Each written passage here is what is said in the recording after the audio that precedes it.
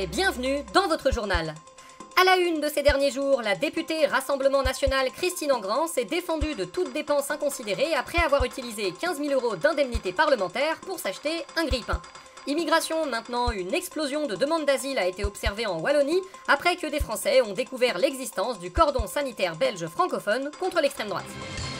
L'actualité des derniers jours, c'est bien sûr la guerre au Proche-Orient. Après l'élimination du chef du Hamas, le Premier ministre israélien Benjamin Netanyahou a échappé à une tentative d'assassinat de la part de l'armée iranienne. Je suis effaré par une telle atrocité. Le fait qu'on ait pu utiliser un drone pour tenter d'assassiner un homme est une pratique barbare, digne d'un régime barbare. On pourrait vous rétorquer que c'est une action fréquente en temps de guerre, non? Le chef du Hamas, c'est une chose, mais en quoi est-ce que votre vie compte plus que celle des civils qui perdent la vie, qu'ils soient libanais, gazaouis ou même israéliens d'ailleurs? Bah c'est pas difficile, moi je suis connu. Et tout le monde sait que la vie des gens connus a plus de valeur que celle des inconnus.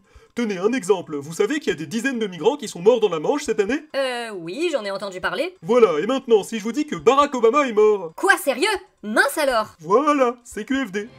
Retour en France où des inondations continuent à rendre la vie impossible dans certaines parties du territoire. C'est une catastrophe. Nous assistons à la détresse des habitants et ferons en sorte qu'ils soient vite indemnisés et trouvent des solutions de relogement. C'est tout à votre honneur, monsieur Barnier, mais est-ce qu'il n'était pas possible d'anticiper les crues dans ces zones? Bien sûr que non, c'est un événement exceptionnel et totalement inattendu, qui est la faute du sort qui s'abat sur nos pauvres concitoyens. Vous pouvez pas pour autant nier l'impact du réchauffement climatique dans les événements exceptionnels comme celui-là, surtout qu'il risque de se multiplier dans les années à venir.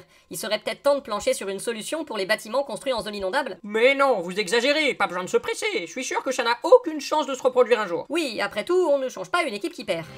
Politique intérieure toujours, la loi de finances 2025 navigue dans des eaux tumultueuses après que le projet a été profondément remanié, puis finalement rejeté en commission des finances.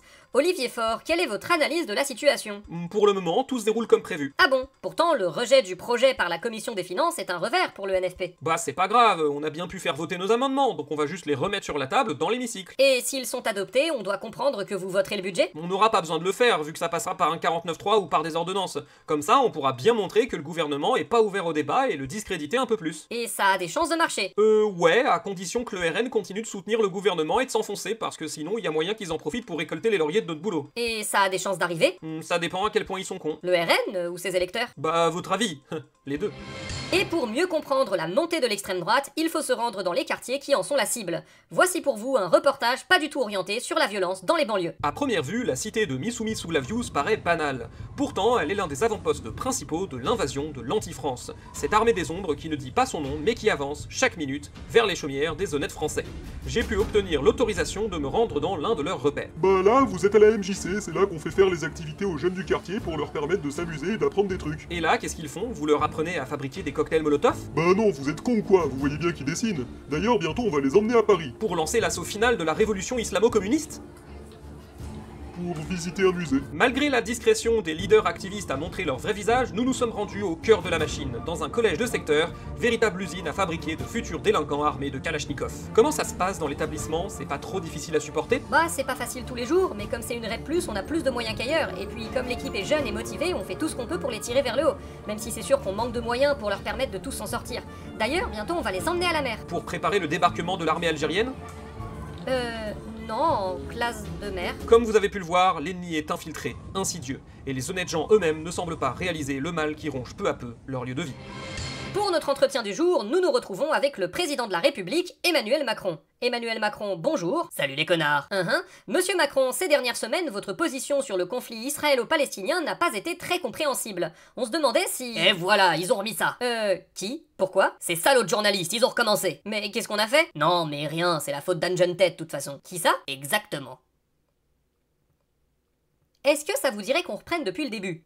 D'accord. Donc, selon des sources de presse, vous avez déclaré à propos de monsieur Netanyahou, ce sale fils de foin de fumier, je vais le démarrer la prochaine fois que je l'ai en face de moi. Et voilà, ça recommence. Ces propos auraient fuité hors de votre premier cercle et ils ont été repris par des journalistes.